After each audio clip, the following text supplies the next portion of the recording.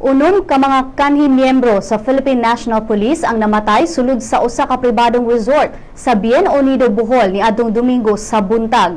Ang mga kanhi miyembro sa PNP mao gitudlong suspetsado sa pagpamanhig patay kang Police Chief Inspector George Cana sa Talibon, Bohol niadtong Sabado sa gabii. Ang maong grupo gipanguluhan ni kanhi PO1 Owen Rosales. Matud pa ni Senior Superintendent Conrado Capa kinsa Deputy Regional Director for Operations sa Central Visayas Police Office nga drogas ang motibo sa maong pagpamanhig.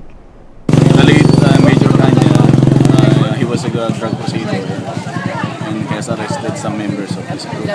And so that's the only reason we think. It's kind of payback. Yes, it's like a vengeance killing.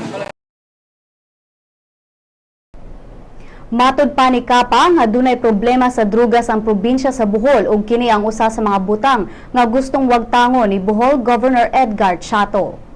The application in Bohol is not that much, but then the our concern is that the drug lords here, they have the propensity to hit back at policemen who are anti-drug or represent something.